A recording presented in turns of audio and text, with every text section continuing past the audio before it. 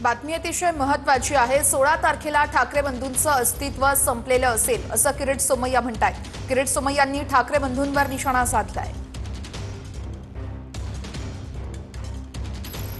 तर किरीट सोमय्या यांनी ठाकरे बंधूंच्या युतीवरती निशाणा साधल्याचं आपण पाहतोय। 16 तारखेला ठाकरे बंधूंचं अस्तित्व संपलेलं असेल असं सोमय्या म्हणतायत। हाँ, अब दोनों ठाकरे को ध्यान में आ गया है कि 16 जनवरी को उनकी दोनों की सेना का अस्तित्व समाप्त होने वाला है। इसके लिए अब वो मुंबईकरांचं अस्तित्व, अरे मुंबईकर को तो लूटने का पाप कोविड में 2000 करोड़ रुपए माफिया कॉन्ट्रैक्टर ने लूटे और उद्धव ठाकरे सेना को कमिशन मिला। तर उद्धव ठाकरेंसाठी ही शेवटची निवडणूक असेल असं रावसाहेब दानवेंनी म्हटलंय। निवडणुकीनंतर ठाकरेंकडे कार्यकर्ते राहणार नाहीत असंही दानवे म्हणतायत।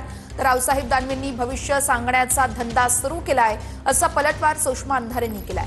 फडणवीसांनी रावसाहेब दानवेंना भाजपमध्ये स्कोप ठेवला नाहीये असंही अंधारे म्हणतायत।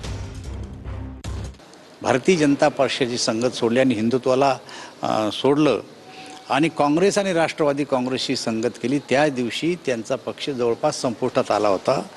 त्याचा परिणाम तुम्हाला विधानसभेच्या निवडणुकीमध्ये दिसला आणि आता ही निवडणूक ही त्यांची शेवटची निवडणूक आहे। या निवडणुकीनंतर त्यांच्याजवळ असलेले कार्यकर्ते हे आपल्या आपल्या सोयीनं दुसऱ्या पक्षात जातील। तो पक्ष आता शेवटची निवडणूक लढतोय। हा पक्ष आता पुढच्या निवडणुकीला राहणार नाही। मला वाटतं याला भविष्यवाणी म्हणतात।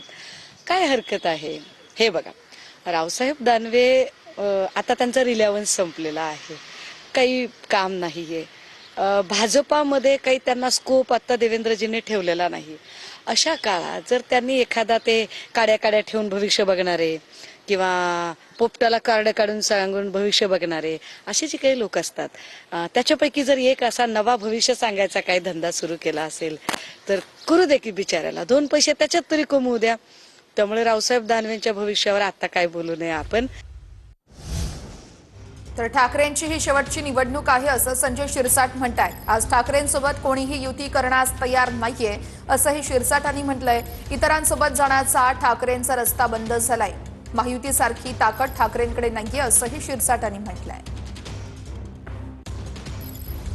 ही निवडणूक तशी शेवटचीच आहे।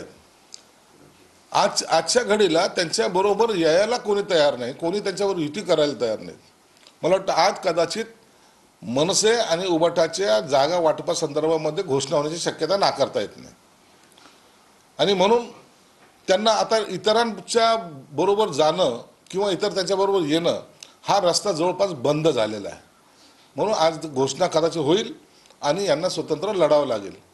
महायुती ज्या पद्धतीनं ताकदीने लढते तशी ताकद उबाटाकडे नाही हे सर्वांना माहिती आहे।